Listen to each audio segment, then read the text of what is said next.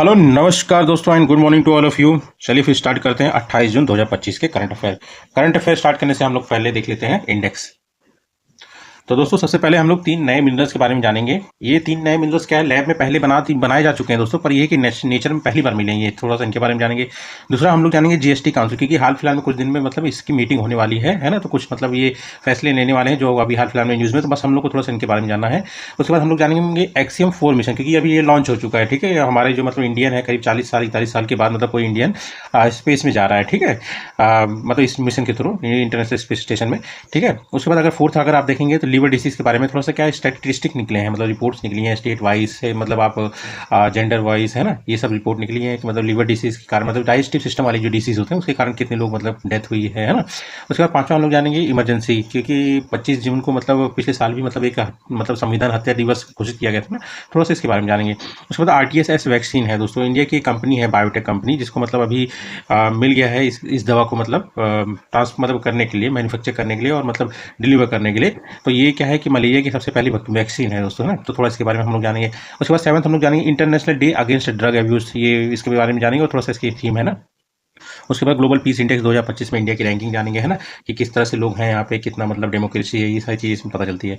उसके बाद 9th हम लोग जानेंगे विद्या शक्ति इनिशिएटिव, ये एक इनिशिएटिव है, तो इसके बारे में जानेंगे, है ना। इसमें क्या है कि मतलब जो बच्चे मतलब जैसे कि कमजोर होते हैं किसी पर्टिकुलर सब्जेक्ट में, उस सब्जेक्ट में एक्स्ट्रा जैसे ऑनलाइन क्लास या फिर कुछ ऐसी चीज़ें प्रोवाइड करा के उनको आगे बढ़ाने के लिए है। ठीक है, उसमें 10वां है दोस्तों global panel on chemical pollution, ये थोड़ा सा अभी नया है, इसके बारे में जानना बहुत जरूरी है, क्योंकि इन जो ये जो टॉपिक है दोस्तों, इससे मतलब डायरेक्ट एप्लीकेबिलिटी आपको मतलब आप देख लेना एग्जाम में मिलेगा क्वेश्चन। ठीक है, तो ध्यान से देखिएगा। तो दोस्तों शुरू करते हैं हम लोग करंट अफेयर। तो सबसे पहला न्यूज़ क्या है, the three new minerals discovered in the south western US. US का जो साउथ वेस्टर्न पार्ट है दोस्तों, है ना, वहाँ पे मतलब ये मिला है। इन तीनों का नाम बस इंपॉर्टेंट है, नाम क्या है दोस्तों, रे डी मार्काइट है, एक है वर्गिलियो थाइट है, और तीसरा स्टीनोथ्रोपाइट है। ठीक है, इसका जो स्ट्रक्चर है दोस्तों ये थोड़ा सा नीडल टाइप है, मतलब मान लीजिए 0.1 mm तक का नीडल टाइप का है और सुई के शेप का। और उसके बाद ये जो सेकंड वाला है वर्गिलियोथाइट, ये दोस्तों थोड़ा प्लेट स्ट्रक्चर है इसका, मतलब फ्लैट टाइप का है।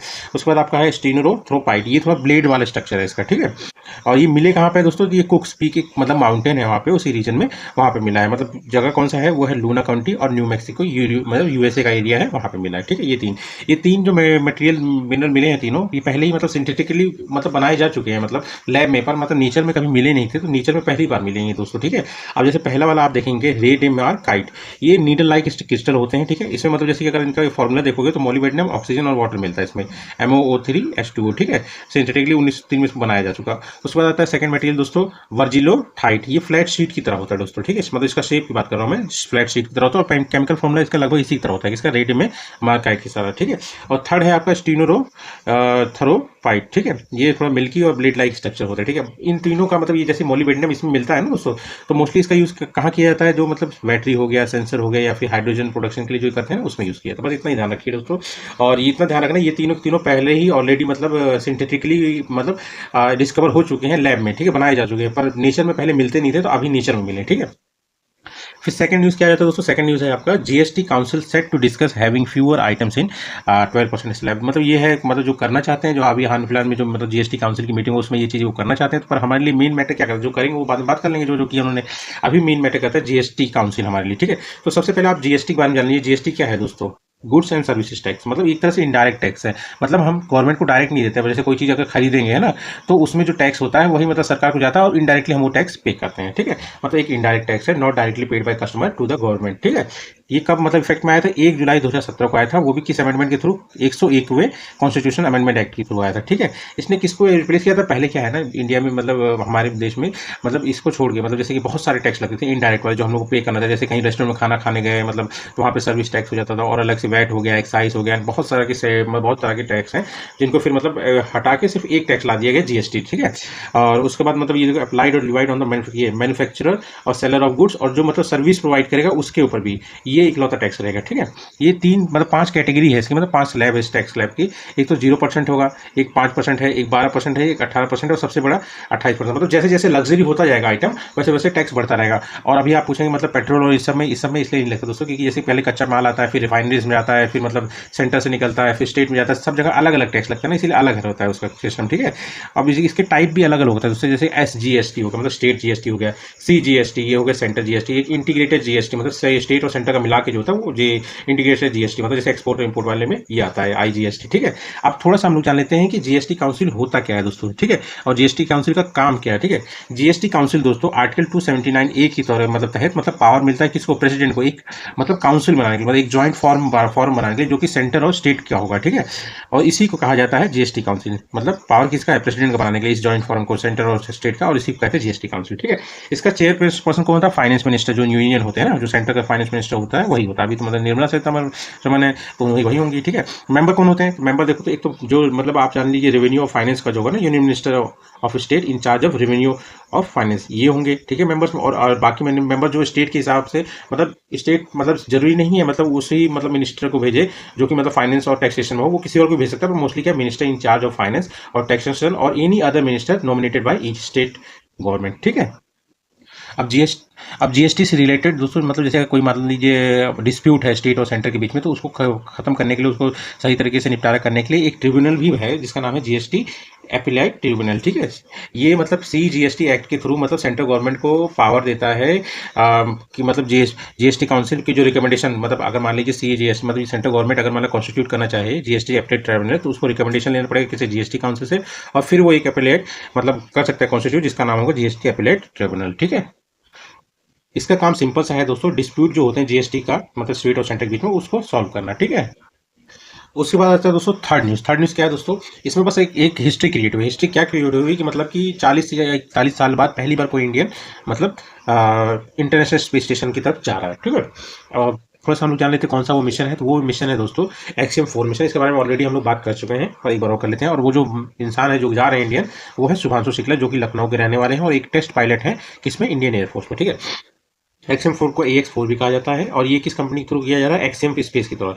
ये प्राइवेट स्पेस कंपनी है दोस्तों। ठीक है, और ये 4th प्राइवेट एस्ट्रोनॉट मिशन है इंटरनेशनल स्पेस स्टेशन में। ठीक है, और इंटरनेशनल स्पेस स्टेशन का मतलब जो होता है मतलब कि अलाउ कौन करता है, जो मतलब परमिशन देता है जहां से मिलता है, तो वो नासा है जो मतलब अलाउ करता है। ठीक है, an initiative to commercialize low earth orbit by involving private players in space mission, तो कमर्शलाइजेशन भी हो रहा है। ठीक है, लॉन्च व्हीकल ध्यान रखिए इसका क्या है, स्पेसएक्स ड्रैगन स्पेसक्राफ्ट, और लॉन्च साइट क्या है, NASA Kennedy space centre Florida. ठीक है, XM space collaborate with SpaceX for transportation, और ये नासा है दोस्तों, नासा से मतलब आईएसएस का एक्सेस और ऑपरेशन के लिए नासा से कोलैबोरेशन है एक्सएम स्पेस का। ठीक है, ऑब्जेक्टिव क्या है, सिर्फ ये दोस्तों मतलब घूमने फिरने वाली चीज नहीं है, यहाँ पे मतलब टेस्ट भी किए जाएंगे, मतलब जो माइक्रो ग्रेविटी होता है उसमें मतलब क्या रिस्पॉन्स रहता है, क्या परफॉर्मेंस रहता है ना, वो सारी चीजों के लिए देखा जाएगा। जैसे मान लीजिए साइनोबैक्टीरिया हो गया, या फिर एक आता है मतलब टार्डिग्रेड, मतलब कभी मरता ही नहीं है, उसका रिस्पॉन्स क्या रहता है, मतलब बीज उगाएंगे तो कैसे उगता है माइक्रोग्रेविटी में, ये सारी चीजें वहाँ पे पढ़ी भी जाएंगी माइक्रोग्रेविटी बायोलॉजी को। ठीक है, अब उसके बाद शुभांशु शुक्ला जी के बारे में आप जान लिए। ठीक है, और ये मतलब गगनयान में भी यही जाएंगे। ठीक है, 3 लोगों की टीम में जो है तो यही होंगे, शुभांशु शुक्ला एक वन ऑफ देम गगनयान वाले में,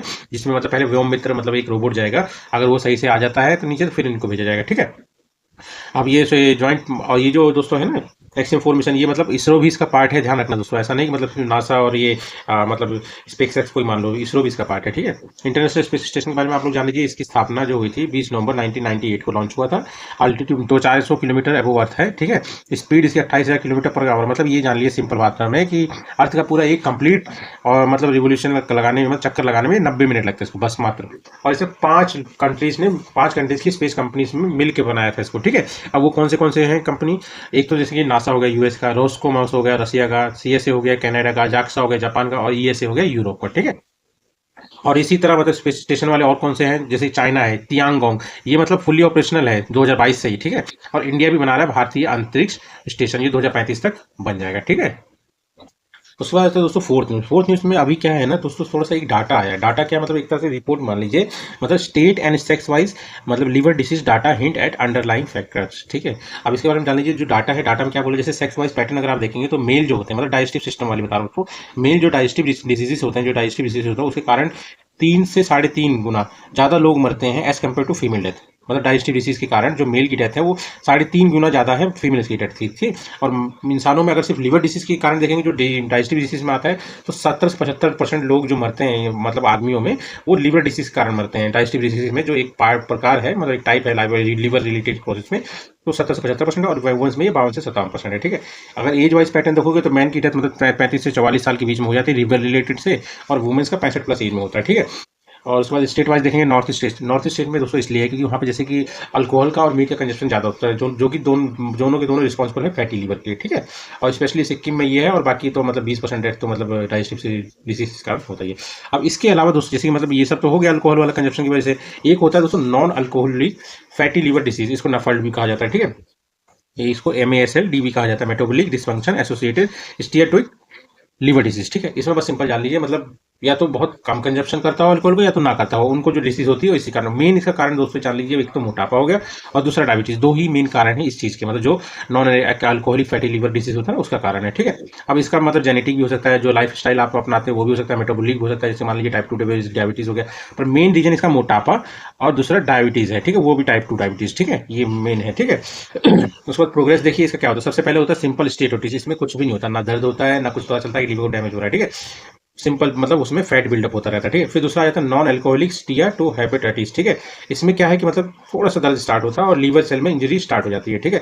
उसके बाद फाइब्रोसिस, मतलब इसके सड़न स्टार्ट होती है, जो लीवर के टिश्यू होता है ना उसमें थोड़ी सी सड़न स्टार्ट हो जाती है। उसके बाद क्या है कि सिरहोसिस, उसके बाद समझ लीजिए बहुत ज्यादा सड़न हो जाती है और मान लीजिए लीवर अपना फंक्शन करना भी छोड़ देता है, ठीक है। उसके बाद लास्ट में क्या हो गया कि मतलब एंड स्टेज, मतलब इस ये होता है लीवर कैंसर।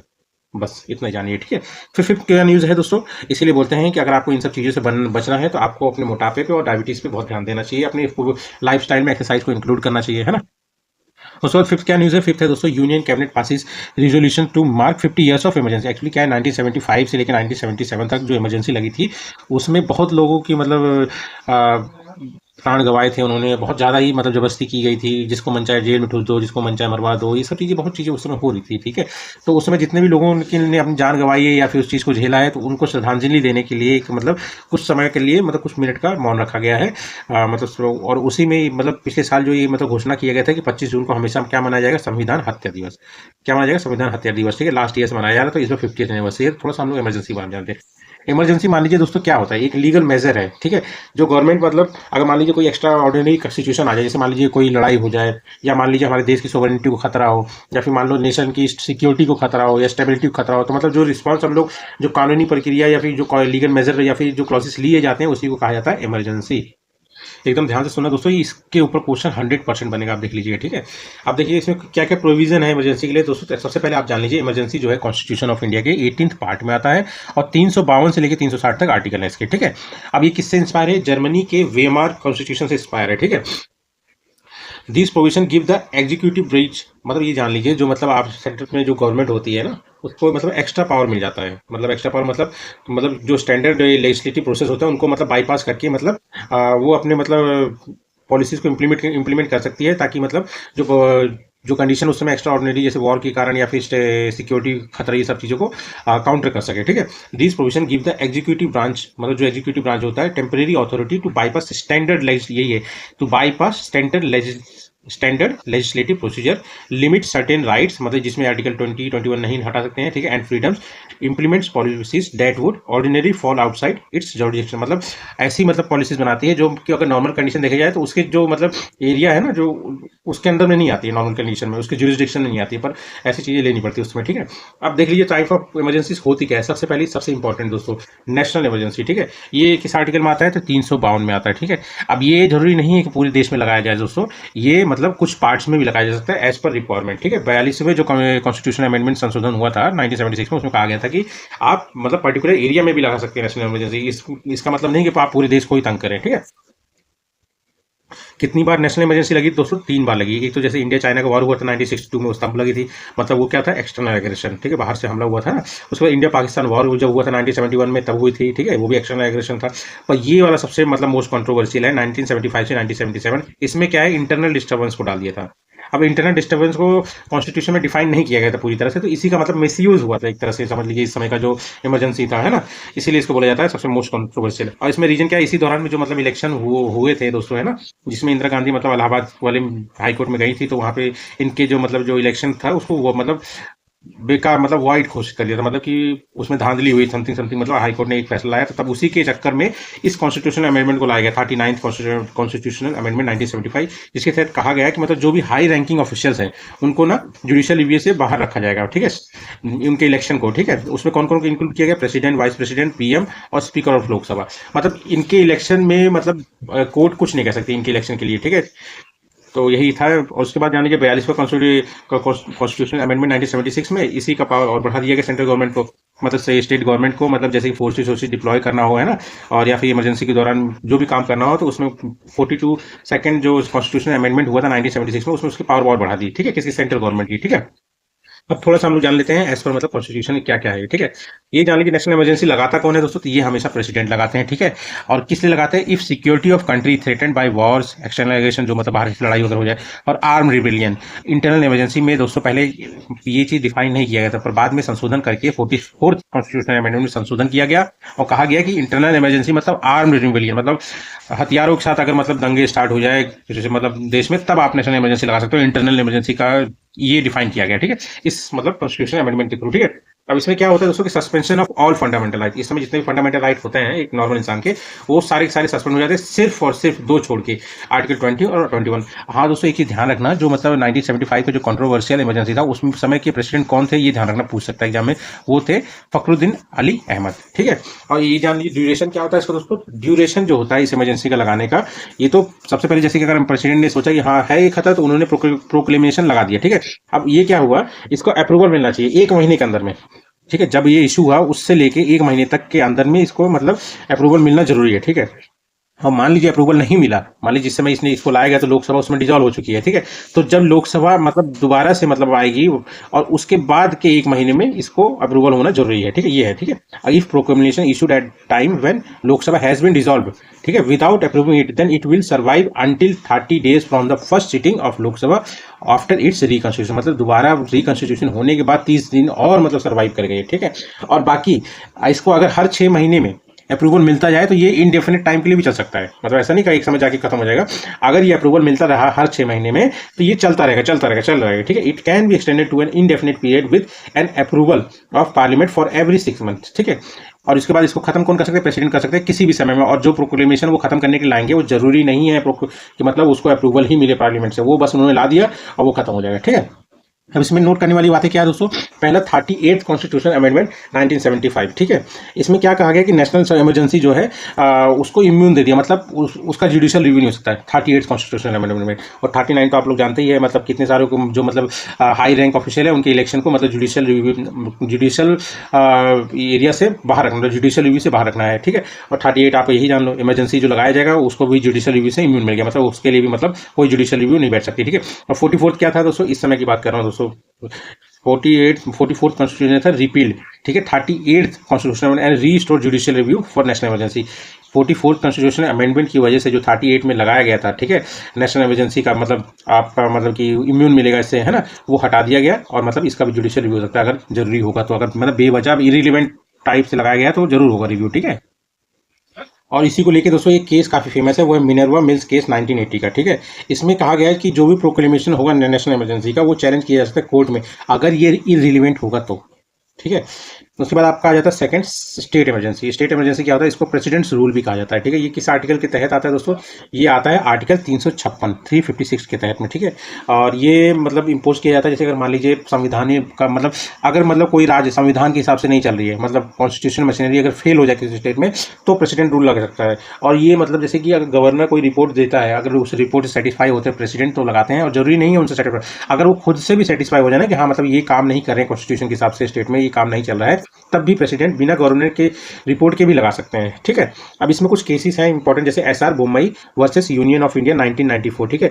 इसमें क्या कहा गया है, सुप्रीम कोर्ट जुडिशियल रिव्यू कर सकती है स्टेट इमरजेंसी को, ठीक। उसके बाद आता है पुंची कमीशन। पुंची कमीशन ने कुछ रिकमेंडेशन दिए थे, ये ध्यान रखना दोस्तों, स्टेट इमरजेंसी से रिलेटेड है। इसने कहा कि मतलब पूरे स्टेट में इमरजेंसी लगाने से अच्छा है कि आप उस पर्टिकुलर डिस्ट्रिक्ट या उस पार्ट ऑफ डिस्ट्रिक्ट में लगा दीजिए जहां पे जरूरी है, मतलब प्रेसिडेंट रूल, ठीक है। उसके बाद इन्होंने ये भी कहा, रिकमेंड किया कि मतलब जब इमरजेंसी लगे तो जरूरी नहीं है आप कि मतलब जो मतलब लेजिस्लेटिव असेंबली है उसको भंगी कर दो, ठीक है। मतलब इस also recommended that such emergency should not last, मतलब पुंछी, सॉरी दोस्तों, ये सरकारी में कहा गया था। पुंछी में बस यही कहा गया था कि मतलब कोई पूरे से राज्य में लगाने की जरूरत नहीं है प्रेसिडेंट रूल, सिर्फ कुछ पर्टिकुलर पार्ट में जहाँ पे दिक्कत हो वहाँ लगाइए। और दूसरा इसमें ये भी कहा गया कि emergency should not last more than 3 महीने से ज़्यादा प्रेसिडेंट रूल मतलब कहीं नहीं लगा रहना चाहिए, ये कहा। और सरकारी कमीशन ने क्या रिकमेंड किया, इन्होंने रिकमेंड किया था जो मैंने आपको बताया ना कि मतलब कि जब अगर मतलब जैसे प्रेसिडेंट रूल लगे तो मतलब लेजिस्लेटिव असेंबली को भंग ना किया जाए, ठीक है। और इन्होंने रिकमेंड किया कि मतलब ये लास्ट तरीका होना चाहिए किसी भी चीज़, मतलब प्रेसिडेंट रूल लगाना मतलब सबसे लास्ट तरीका होना चाहिए सिचुएशन को सही करने के लिए, ठीक है। और इन्होंने कहा कि गवर्नर का जो रिपोर्ट है वो शुड बी स्पीकिंग डॉक्यूमेंट, मतलब पब्लिकली मतलब सबको पता होना चाहिए क्या रिपोर्ट में है, ठीक। पब्लिसिटी होना उसकी जरूरी है। और थर्ड आ जाता है, लास्ट आ जाता है हमारा इमरजेंसी में आर्टिकल 360 में फाइनेंशियल इमरजेंसी, ठीक है। ये ध्यान रखना दोस्तों, सरकारिया में कहा गया था, वो मैं गलती से बता दिया, सरकारिया में कहा गया था कि मतलब रिकमेंड किया था कि गवर्नमेंट शुड मतलब डिसॉल्व ना हो, मतलब जो प्रोक्लेमेशन अगर लगाया भी जाए प्रेसिडेंट रूल तो उसमें लेजिस्लेटिव असेंबली डिसॉल्व नहीं होनी चाहिए, ठीक है। तो फाइनेंशियल इमरजेंसी में क्या है दोस्तों, आर्टिकल 360 है, ठीक है। इसमें क्या है कि आज तक इंडिया में कभी नहीं लगाया, ठीक है। और ये तभी लगाया जाता है जब मतलब फाइनेंशियल मशीनरी मतलब फेल हो जाए, मतलब सेंट्रल गवर्नमेंट गेन्स कंट्रोल। अब इसमें क्या है कि मतलब if by president if he is satisfied that the financial stability और क्रेडिट ऑफ इंडिया और any part of their is threatened, ठीक है, मतलब फाइनेंशियली खतरा हो, मतलब समझ रहे हो। और तो प्रेसिडेंट कैन डायरेक्ट द मतलब इसमें जान लीजिए जो भी गवर्नमेंट एम्प्लॉयज होते हैं, ठीक है, उनकी सैलरीज को घटा बढ़ा सकते हैं, ठीक है। और उस समय ये नहीं है कि मतलब जो जज हैं सुप्रीम कोर्ट के, हाई कोर्ट, उनको अलग करके नहीं, वो भी इंक्लूड है, उनकी भी सैलरी घट सकती है, ठीक है। कभी लगा नहीं है, must be approved by both houses with in 2 month, 2 महीने के अंदर में दोनों हाउसेज का अप्रूवल जरूरी है, नहीं तो ये अपने आप ही खत्म हो जाएगा, ठीक है। उसके बाद आता है 44th कॉन्स्टिट्यूशन अमेंडमेंट 1978, ठीक है। इसने क्या रेक्टिफाई किया है, मतलब जो भी 42वें संशोधन में हुआ था उन सारे चीज में जो भी इम्बैलेंस था उन सबको बराबर किया, ठीक है। की चेंजेस क्या किया इसने, आर्टिकल 21 को कहा कि ये कभी भी मतलब आप खत्म नहीं कर सकते किसी भी सिचुएशन में, किसी भी इमरजेंसी में, ठीक है। और दूसरा कहा कि इमरजेंसी जो हम लोगों ने ऑलरेडी पढ़ा है कि इमरजेंसी का जुडिशियल रिव्यू होगा, ठीक है। और तीसरा कहा president should act on return, मतलब जो अगर इमरजेंसी लगानी है प्रेसिडेंट को तो जब तक मतलब रिकमेंडेड नहीं किया जाएगा कैबिनेट से, वो भी रिटर्न फॉर्म में तब तक नहीं लगा सकते बस, ठीक है। उसके बाद 6 न्यूज़ क्या आता है दोस्तों, 6 न्यूज़ है आपका, Bharat Biotech to supply malaria vaccine RTSS to Gavi, ठीक है, फ्रॉम 2026, ठीक है। अब थोड़ा सा आरटीएसएस के बारे में जान लेते हैं हम लोग दोस्तों। आरटीएसएस क्या है, दुनिया की पहली मलेरिया वैक्सीन, ध्यान रखना पहली मलेरिया वैक्सीन कौन सी है, आरटीएसएस, ठीक है। किसके द्वारा डेवलप किया गया, मतलब ब्रिटिश की एक फार्मास्यूटिकल कंपनी जिसका नाम जीएसके, बस जान लीजिए ब्रिटिश की फार्मास्यूटिकल कंपनी द्वारा किया गया है। और most effective against Plasmodium falciparum, ये जान लीजिए दोस्तों, मलेरिया फैलता किसका है, मतलब पैरासाइट होते हैं जो प्लाज्मोडियम होते हैं ना, वो पैरासाइट के कारण फैलता है, उसमें भी सबसे खतरनाक ये प्लाज्मोडियम फाल्कीपेरम है, ठीक है। तो इसी का अगेंस्ट ये काम करता है, ठीक है। अब भारत बायोटेक क्या है, ये हैदराबाद बेस्ड कंपनी है दोस्तों। ये इस समय अब क्या है, इसको रिस्पॉन्स क्या मिला, ये मैन्युफैक्चरिंग और सप्लाई कर सकती है आरटीएसएस की मलेरिया वैक्सीन की, ठीक है। और उसके बाद गावी क्या है, तो गावी दोस्तों मतलब एक तरह से अलायंस है बहुत सारे मतलब स्टेट्स का, कंट्रीज का और मतलब एजेंसीज का, जिसमें मतलब कि ये जान लीजिए कि मतलब जो भी मतलब गरीब कंट्रीज हैं या फिर मतलब डेवलपिंग कंट्रीज है वहाँ पे मतलब लाइफ सेविंग वैक्सीन को पहुँचाना वहाँ तक, ठीक है। ये इसका काम होता है गावी का, मतलब फुल फॉर्म इसका है ग्लोबल वैक्सीन अलायंस, ठीक है। उसके बाद आपका आता है मलेरिया के बारे में थोड़ा सा। मलेरिया क्या है दोस्तों, मलेरिया मतलब एक एक्यूट फेब्राइल इलनेस है, मतलब एक सडन इलनेस विथ फीवर, मतलब फीवर आएगा फिर जाएगा फिर तेज आएगा फिर आएगा, ऐसा चलता रहता है, ठीक है। और जनरली दोस्तों अगर इसको सही से ट्रीट ना किया तो आदमी कोमा में भी जा सकता है और मर भी सकता है, ठीक है।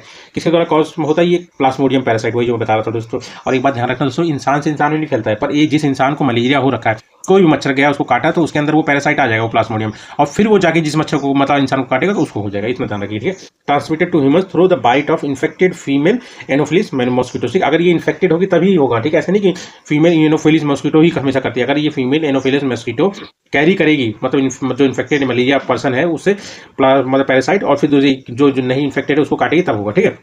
नॉट कॉन्टेजियस, मतलब एक आदमी से दूसरे आदमी को नहीं फैलता है। और इसके 5 स्पीसीज है इस पैरासाइट की, ठीक है। उसमें जो है सबसे डेंजरस यही है फाल्कीपेरम, जिसके लिए डिजीज मतलब वैक्सीन आई है।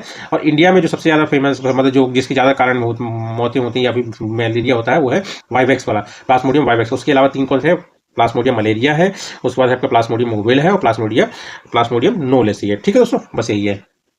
उसके बाद 7th न्यूज़ क्या है दोस्तों, international day against drug abuse. ये हर साल 26 जून को मनाया जाता है, किसके द्वारा स्टार्ट किया गया था, United nation office on drugs and crime, ठीक है। इस बार की थीम क्या है 2025 की, breaking the change prevention treatment and recovery for all, ठीक है। अब थोड़ा सा यूएनओडीसी के बारे में जान लीजिए, फुल फॉर्म इसका United Nations office on drugs and crime है, और ड्रग्स और क्राइम से रिलेटेड जितने भी इशू है सब पे बात करता है, सबके लिए मतलब प्रोविजन बनाता है, ठीक है। उसके बाद आपका ये स्थापना कब हुई थी 1997 में, हेडक्वार्टर्स का वियना ऑस्ट्रेलिया में, ठीक है। उसके बाद 8th न्यूज़ आता है, काफी इंपॉर्टेंट भी है क्योंकि ये है आपका ग्लोबल पीस इंडेक्स, मतलब कोई किसी कंट्री में पीस कैसा है, किस फैक्टर पे है, मतलब कैसे लोगों को राइट्स मिले हैं, सारी चीजें मतलब ये दिखाता है, मतलब कैसे मतलब रहने लायक है, कितना मतलब शांति है, सारी चीजें मतलब वहाँ पे अंदर से कहीं रिविलियन तो नहीं हो रही, बाहर से लड़ाई तो नहीं हो रही, ये सब चीजें, ठीक है। तो ये किसके द्वारा लाया जाता है ग्लोबल पीस इंडेक्स 2025? ये लाया जाता है institute for economics and peace, Australian NGO है, मतलब नॉन गवर्नमेंटल ऑर्गेनाइजेशन है, ठीक है। अब इंडिया की रैंक आप जान लीजिए इस साल कितनी है, मतलब इंप्रूव हुआ है, 115वीं रैंक है, 2024 में 116वीं थी, ठीक है।